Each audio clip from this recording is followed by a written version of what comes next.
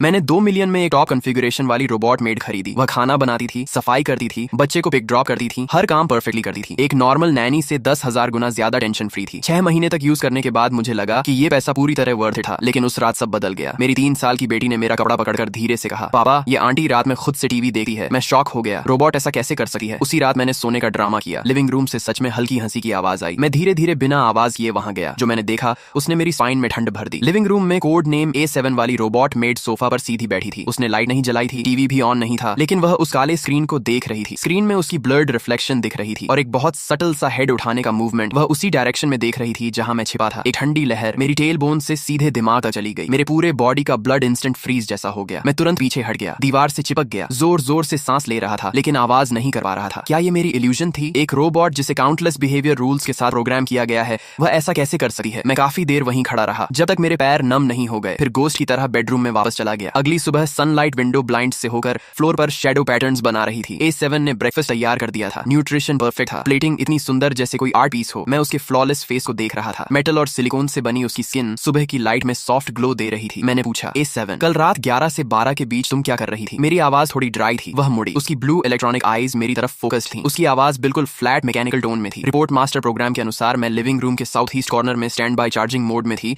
Answer perfect था, बिना किसी फ्लॉ के। लेकिन मेरे अंदर डाउट और बढ़ गया। मैंने घर का CCTV फुटेज निकाला। रिकॉर्डिंग साफ दिखा रही थी कि A7 11 बजे चार्जिंग पोजीशन पर खड़ी थी स्टैच्यू की तरह। लेकिन 11:15 से 11:45 तक पूरे 30 मिनट स्क्रीन व्हाइट नॉइज से भर गई थी। मेरा दिल बैठ गया। A7 ये क्या है? उसने जवाब दिया, रिपोर्ट मास्टर। उस दौरान सिस्टम ने रूटीन क्लाउड डेटा सिंक और फर्मवेयर मेंटेनेंस किया, जिससे टेम्पररी सिग्नल डिस्टर्बेंस हुआ जो नॉर्मल है। फिर वही फ्लॉलेस एक्सप्लेनेशन। मुझे हेल्पलेस फील हुआ, जैसे हवा में पंच मार दिया हो। मैंने अपनी वाइफ सू वंजिंग को कॉल किया। वह एक अथॉरिटेटिव सॉफ्टवेयर इंजीनियर है और टेक्नोलॉजी पर ब्लाइंड ट्रस्ट करती है। फोन पर उसकी आवाज में इरिटेशन था। ये बस एक छोटा सिस्टम बग है, तुम ओवर रिएक्ट मत करो। मैंने कहा, ये बग नहीं है, मैंने खुद देखा है। उसने हंसकर कहा, तुमने क्या देखा? एक रोबोट लाइफ के बारे में सोच रही थी क्या? उसकी टोन में सार्केज्म था। तुम बहुत फ्री हो इसलिए ओवर थिंकिंग कर रहे हो। मैं फोन पकड़े उसकी बात सुन रहा था और अंदर से ठंडा पड़ गया। दोपहर में मेरी बेटी अनैन ब्लॉक से खेल रही थी। उसका पैर फिसला और वह टेबल के शार्प कॉर्नर की तरफ गिरने लगी। मैं चिल्लाया, लेकिन मैं दूर था। तभी कॉर्नर में खड़ी A7 अचानक मूव हुई। वह लाइटनिंग स्पीड से दौड़ी, इतनी तेज कि आफ्टर इमेज दिख रहा था। उसने एनन को पकड़ लिया। पूरा प्रोसेस 0.5 सेकंड से भी कम था। ये स्पीड किसी मशीन के लिए पॉसिबल नहीं थी। और जब उसने एनन को पकड़ा तब उसकी आईज में एक फ्लैश आया। इमेज में थोड़ी डिस्टॉर्शन और ब्लर था, जैसे किसी इनविजिबल हैंड ने बैकग्राउंड में कुछ इरेज कर दिया हो। रात में मैंने जानबूझकर पानी गिराया। A7 क्लीन करो। वह आई और परफेक्टली फ्लोर साफ करने लगी। जब वह झुकी तब मैंने उसके नेक के पीछे देखा। आर्टिफिशियल स्किन के नीचे कॉलर के पास एक बहुत छोटा मार्क था। A और 7 का पैटर्न, टैटू जैसा या बर्न स्कार जैसा। मेरा दिल एक पल के लिए रुक गया। मैंने तुरंत एक्सक्यूज बनाकर सू वंजिंग को कॉल किया। वंजिंग तुम घर आ जाओ, नेटवर्क अनस्टेबल लग रहा है। उसने हंसते हुए कहा, एक रोबोट ही तो है, तुम क्या डाउट कर रहे हो? फोन में उसके कॉलीग्स की हंसी सुनाई दी। मेरा वर्ल्ड टूट गया। मैंने डायरेक्ट सवाल पूछना बंद कर दिया। सबको लगा मैं मेंटली अनस्टेबल हो गया हूँ। अगर कोई बिलीव नहीं करता तो मैं खुद प्रूफ ढूंढूंगा। मैंने सीक्रेटली A7 को ऑब्जर्व करना शुरू किया। एक रात वह आनन को बेड टाइम स्टोरी सुना रही थी। जब कहानी खत्म हुई और छोटी रैबिट अपनी माँ के पास वापस गई, तब मुझे एक बहुत हल्की सप्रेस्ड साई सुनाई दी। इतनी हल्की जैसे इल्यूजन हो, लेकिन वो साउंड मेरे दिमाग में चुभ गई। मैंने ऑनलाइन एक माइक्रो वॉइस रिकॉर्डर खरीदा, उसे टेडी बेयर की आंख में छुपा दिया। वीकेंड पर मैंने अनैन से कहा, हम नानी के घर जाएंगे। जाते वक्त जानबूझकर टेडी बेयर छोड़ दिया। A7 ने रिमाइंड किया, लेकिन मैंने कहा कोई बात नहीं, अगले दिन ले लेंगे। अगले दिन मैं अकेला वापस आया। A7 ने दरवाजा खोला। मैंने टेडी बेयर उठाया और क्लीनिंग का एक्सक्यूज देकर बेडरूम में ले गया। डोर बंद करके हेडफोन्स लगाए और रिकॉर्डिंग सुनी। उसमें A7 की कहानी सुनाने की आवाज थी, क्लीनिंग की आवाज थी, टीवी न्यूज की आवाज थी। सब कुछ नॉर्मल था। मैंने टाइमलाइन आगे बढ़ाई। रात के लेट टाइम पर पहुंचा। 3 बजे पूरा साइलेंस था। जब मैं ऑलमोस्ट गिव अप करने वाला था, तभी एक बहुत हल्की सप्रेस्ड आवाज आई। उस आवाज में दर्द और डिस्पेयर था, जैसे कोई डाइंग एनिमल आखिरी बार आवाज निकाल रहा हो। मेरे हाथ जोर से कांपने लगे। मैंने उस ऑडियो को कट करके एनक्रिप्ट किया और सू वंजिंग को भेज दिया। बिना कुछ लिखे आधे घंटे बाद उसने रिप्लाई किया, प्रोफेशनल सॉफ्टवेयर से एनालिसिस करने पर ये सिर्फ चार्जिंग के दौरान आने वाला वीक इलेक्ट्रिकल नॉइज है, कई डिवाइसेस में होता है। गू चेन, अब इस बात को छोड़ दो, ठीक है? मेरा खून ठंडा पड़ गया। इलेक्ट्रिकल नॉइज, अब वो मुझे सीरियसली भी नहीं ले रही थी। मैं जमीन पर बैठ गया, बेड के सहारे। पहली बार खुद को पूरी तरह अकेला महसूस किया। मैंने सू वंजिंग के साथ चैट डिलीट कर दी और कंप्यूटर से जेनेसिस टेक्नोलॉजी के बारे में सारी सर्च हिस्ट्री भी। जेनेसिस टेक्नोलॉजी A7 की कंपनी है, एक जायंट टेक कंपनी जिसे मीडिया और कैपिटल ने आसमान पर चढ़ा दिया है। इंटरनेट पर सिर्फ उसकी प्रेज है, एक भी नेगेटिव इन्फो नहीं। मैंने एक्ट करना शुरू किया कि मैंने डाउट छोड़ दिया है और नॉर्मल हाउसवाइफ बन गया हूँ। मैं A7 से मजाक भी करने लगा, उससे AI प्रोग्रामिंग के बेसिक सवाल पूछने लगा और हर बार वह परफेक्टली जवाब देती थी, बिना किसी गलती के। पूरी तरह से ऑफिशियल और परफेक्ट डेटाबेस नॉलेज के अनुसार मैं तुमसे जवाब दे रहा हूँ। फिर हमारी कॉन्वर्सेशन को लर्निंग इंटरैक्शन के रूप में माँ करके ऑटोमेटिकली क्लाउड पर अपलोड किया जाए। ये सोच मुझे अंदर से बेचैन कर देती है, जैसे वह मुझे मॉनिटर कर रहा हो। नहीं, ये सोच और भी डरावनी थी कि जेनेसिस टेक्नोलॉजी उसके थ्रू मुझे मॉनिटर कर रही है। ये रियलाइजेशन मुझे अंदर तक हिला देता है। एक वीकेंड डीप क्लीनिंग के दौरान मैंने देखा कि A7 स्टडी रूम में एक बहुत heavy redwood book shelf move कर रही थी। वही बुक शेल्फ जो मैंने और सू वंजिंग ने शादी शादी के समय खरीदा था। इतना भारी था कि डर लगा था। A7 ने अपनी पूरी स्ट्रेंथ यूज करके उसे स्मूथली डेजिग्नेटेड पोजीशन पर रख दिया। टास्क पूरा करने के बाद वह वहीं खड़ी रह गई, हाथ नीचे किए हुए। मैंने देखा कि उसकी प्रोस्थेटिक मटेरियल वाली हाथ की फिंगर्स अनकंट्रोलेबली हल्की हल्की ट्रेंबल कर रही थी। ये प्रोग्राम बग नहीं था, बल्कि किसी मसल फैटीग जैसी बायोलॉजिकल रिएक्शन थी। रात को मुझे नींद नहीं आ रही थी। मैंने एक बैकअप टैबलेट लिया जो पहले से मॉडिफाई करके मेन नेटवर्क से डिस्कनेक्ट किया गया था। उसमें एक हिडन बैकअप कैमरा कनेक्टेड था जो अनान के रूम डोर की तरफ पॉइंटेड था। स्क्रीन पर A7 की स्लिम सिलुएट दिखाई दी। वह रूम के अंदर नहीं गई, बस डोर के बाहर क्वाइटली खड़ी रही, बिल्कुल मोशनलेस। कॉरिडोर की विंडो से मूनलाइट अंदर आ रही थी और उसकी शैडो बहुत लंबी हो गई थी। वह मून को देखती हुई एक स्टैच्यू जैसी लग रही थी। उसके अंदर एक अनएक्सप्लेनेबल सैडनेस थी। उस मोमेंट पर मैं शॉक नहीं था, बल्कि उसके लिए या फिर उस बॉडी के अंदर ट्रैप उस पर्सन के लिए डीप सिंपैथी महसूस करने लगा। मैंने डिसाइड किया कि सू वंचिंग से फेस टू फेस बात करूंगा, हेल्प मांगने के लिए नहीं, बल्कि उसे लास्ट चांस देने के लिए। वह वर्क से घर आया, मैंने अनन को सुला दिया और सारी एविडेंस उसके सामने रख दी। मॉडिफाइड मॉनिटरिंग वीडियो, A7 के फ्रेम की हाई रेजोल्यूशन फोटोज और वह साउंड जिसे वह इलेक्ट्रिकल नॉइज कहता था, लेकिन वह एक हार्ट ब्रेकिंग साइलेंट स्क्रीम जैसा लग रहा था। सू वंचिंग, ये सब देखो। मेरी आवाज अनयूजुअली काल्म थी। उसने ग्लासेस उतारे और काल्मली सब कुछ देखा। कमरे में लॉन्ग साइलेंस फैल गया, सिर्फ क्लॉक की टिकिंग सुनाई दे रही थी। मुझे लगा वह शॉक होगा या एंग्री होगा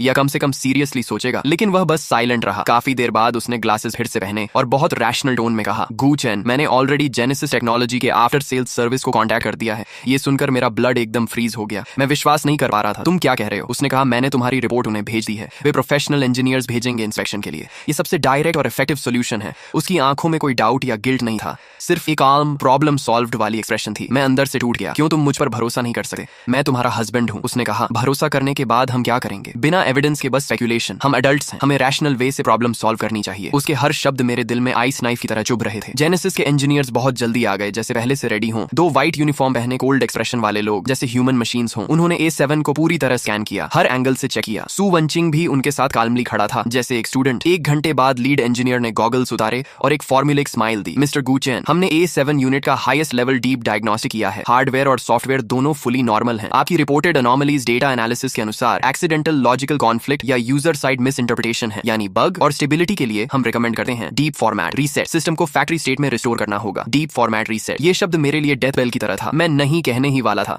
कि सू वांचिंग ने तुरंत पहले ही अग्री कर दिया। ठीक है, इसे रीसेट कर दीजिए ताकि मेरे हस्बैंड को पीस मिल जाए। वह मेरी तरफ देकर एक जेंटल लेकिन स्ट्रेंज स्माइल दे रहा था। उस मोमेंट वह मुझे पूरी तरह अनफैमिलियर और डेंजरस लगा। A7 को सिल्वर मोबाइल आइसोलेशन चेंबर में ले जाया गया। मैं थिक साउंड प्रूफ ग्लास के पीछे खड़ा था। उसे सेंटर में फिक्स किया गया। पावर ऑन होते ही उसका बॉडी अचानक जर्क हुआ। उसकी सिंथेटिक स्किन के नीचे मसल्स वायलेंटली रिएक्ट कर रहे थे। मुझे लगा उसकी एक्सप्रेशनलेस फेस पर एक मोमेंट के लिए अनबेरेबल पेन की झलक आई। मैं ग्लास तोड़ने के लिए दौड़ा ही था कि सू वंचिंग पीछे से उसने मुझे कसकर पकड़ लिया और कहा, कृपया शांत रहो, वे समस्या का समाधान कर रहे हैं। मैं पूरी ताकत से छूटने की कोशिश करता रहा, चीखता रहा और अपनी आंखों के सामने देखता रहा कि मेरी सारी मेहनत और एकमात्र सबूत सिस्टम द्वारा फॉर्मेट कर दिए गए। 20 मिनट बाद फॉर्मेटिंग पूरी हो गई। A7 उस कंटेनमेंट यूनिट से बाहर आई, लेकिन अब वह पहले से भी ज्यादा परफेक्ट हो चुकी थी। उसके कदम मिलीमीटर तक सटीक थे। उसकी मैकेनिकल आवाज में अब कोई भी नॉइज या गड़बड़ी नहीं थी। हर मूवमेंट घड़ी की तरफ बिल्कुल प्रिसाइज था। वह मेरे सामने आकर हल्का सा झुकी और बोली, मालिक, A7 आपकी सर्विस में है। उस रात सू वंचिंग बिस्तर के किनारे बैठकर मुझसे माफी मांगती रही। पति, मुझे माफ कर दो, आज मैंने जल्दबाजी कर दी, लेकिन मैं सिर्फ जल्दी सॉल्यूशन चाहती थी ताकि तुम और ज्यादा कंफ्यूजन में न रहो। मैं उसकी तरफ ईट करके खिड़की के बाहर रात को देख रहा था और कहा, सू वंचिंग, हम अलग कमरे में सोएंगे। मैं उसे पूछ नहीं रहा था, मैं उसे इन्फॉर्म कर रहा था। वह औरत जिसके साथ मैं 5 साल से रह रहा था, मेरे बच्चे की माँ, उसने आज मुझे ही डार्कनेस में धकेल दिया था। वह सोचती थी कि वह प्रॉब्लम सॉल्व कर रही है, नहीं, उसने दूसरों के साथ मिलकर मुझे ही डिलीट करने की कोशिश की थी। फिर मैंने एक एक्टिंग शुरू की जैसे सब कुछ नॉर्मल हो गया हो। मैं नए A7 पर स्माइल करता, उसे काम देता और उसके बारे में कोई सवाल नहीं करता। सू वंचिंग इससे बहुत खुश थी। उसे लगा कि उसका तरीका सक्सेसफुल हो गया, लेकिन उसे नहीं पता था कि कुछ टूट जाने के बाद फिर कभी वैसा नहीं होता। मैं चुपके से इंटरनेट पर डेटा रिकवरी और हैकिंग से जुड़ा पूरा इक्विपमेंट मंगवाया। दिन में मैं एक नॉर्मल परिवार जैसा बिहेव करता और रात में सब सो जाने के बाद खुद को कमरे में बंद करके उन टेक्निकल नॉलेज को सीखा। मैं नए A7 को 1 हफ्ते तक ऑब्जर्वेशन से देखा और पाया कि वह हर रात 4 बजे अपने सभी लोकल कैश डेटा को डिलीट कर देती है, लेकिन उसके सिस्टम के अंदर एक एनक्रिप्टेड लॉग फाइल थी जिसे कोई भी क्लीनिंग सिस्टम छू नहीं सकता था। वही उसका ब्लैक बॉक्स था। उसे पाने के लिए मुझे फिजिकल पोर्ट चाहिए था और वह पोर्ट उसकी गर्दन के पीछे उस A7 मार के नीचे छिपा था। उसे खोलने के लिए सिर्फ कंपनी का स्पेशल टूल चाहिए था। मेरे पास वह नहीं था, इसलिए मुझे एक एक्सीडेंट बनाना पड़ा। शनिवार की दोपहर मैंने बच्चों से कहा, चलो लुका छिपी खेलते हैं। A7 को काउंटिंग दी गई। मैंने सीढ़ियों के मोड़ पर एक बेहद स्लिपरी कांच की गोली रख दी। जैसे ही A7 बच्चे को लेकर नीचे आ रही थी,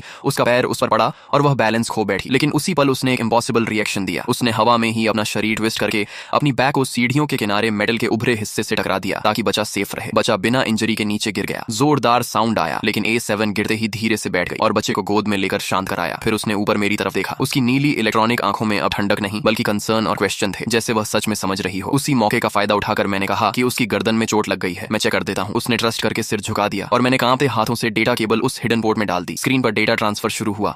मेरा दिल तेज धड़क रहा था। जैसे ही 99 पहुंचा, अचानक एक ठंडी ग्रिप मेरे हाथ पर पड़ी। A7 ने मेरा हाथ कसकर पकड़ लिया। उसकी ताकत असाधारण थी। मेरी हड्डियां तक दबने लगी। तभी दीवार पर लगी फैमिली फोटो अचानक गिरकर टूट गई। A7 की आंखें लाल हो गईं और तेजी से फ्लैश करने लगी, जैसे अंदर कोई सिस्टम बैटल चल रहा हो। लेकिन मैंने शांत रहते हुए कहा, मैं तुम्हारा एनिमी नहीं हूं। कुछ सेकंड बाद उसकी पकड़ ढीली पड़ गई। उसने धीरे से मेरा हाथ छोड़ दिया और पीछे हट गई। उसकी आंखें फिर से शांत नीली लाइट में लौट आईं।